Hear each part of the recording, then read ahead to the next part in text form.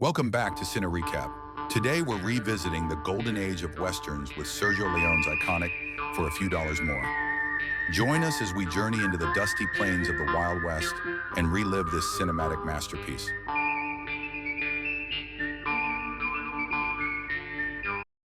The story begins with Colonel Douglas Mortimer, a seasoned bounty hunter known as the Man in Black, played by Lee Van Cleef.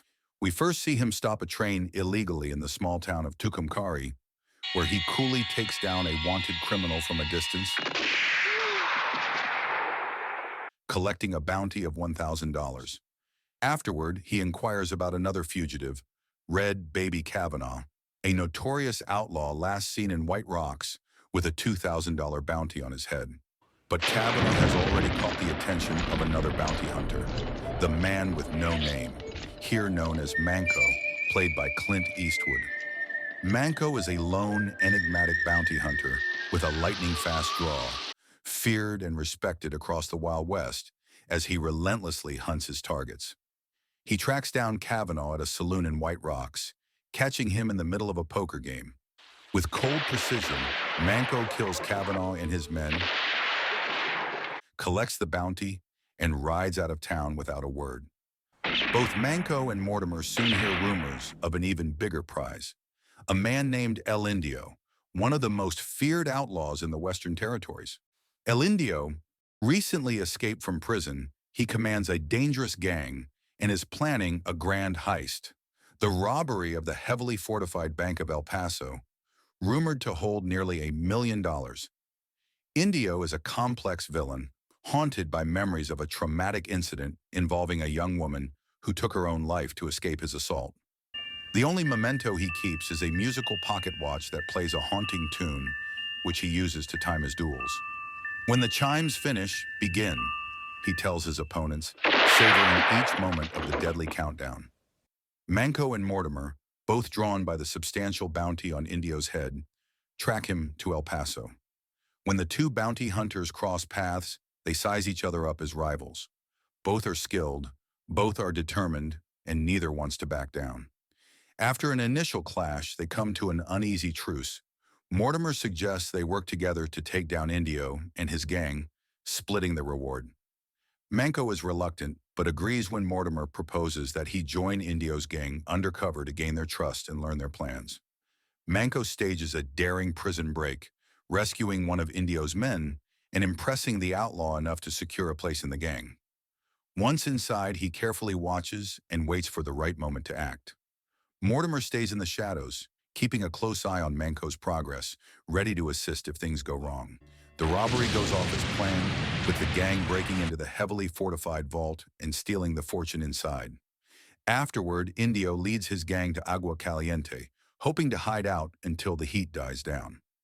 Mortimer eventually joins Manco in Agua Caliente, where they plot their next move. As tensions rise within the gang, one of Indio's men, a hunchbacked outlaw named Wild, recognizes Mortimer from a past encounter and challenges him to a duel.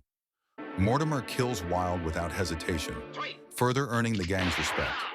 He then proves his worth by cracking open a safe without using explosives, showing his unique skills. But Indio decides to wait a month before splitting the loot, thinking the authorities will stop searching by then.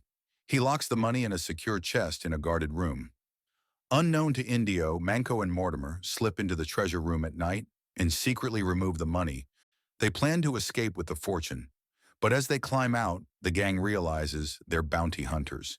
They ambush the duo, beating them severely. Indio, finding the chest still locked, assumes they didn't take the money and decides to keep them alive, thinking they might be useful. That night, Indio orders his right-hand man, Nino, to kill the guards watching over Manco and Mortimer, allowing them to escape.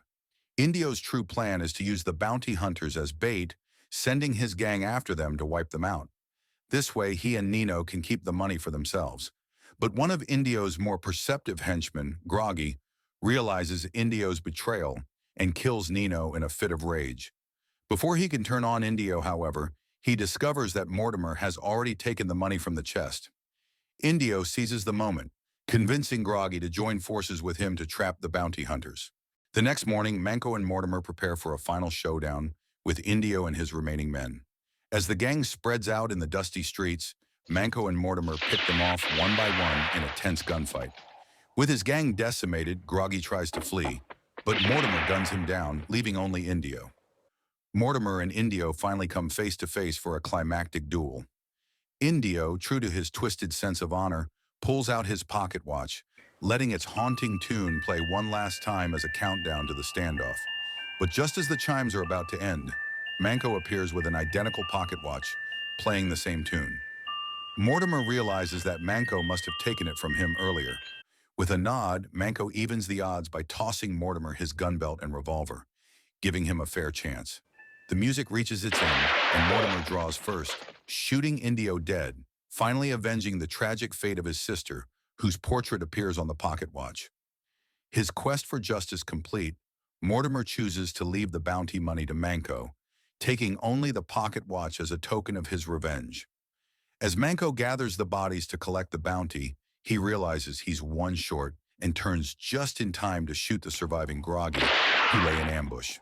With his wagon full of bounties, Manco retrieves the hidden bag of bank money from a nearby tree and rides off into the desert, leaving Mortimer behind.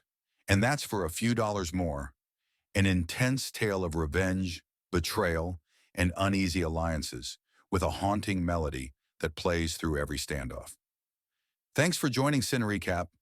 Don't forget to subscribe for more epic movie breakdowns, and let us know in the comments what classic film you'd like us to cover next.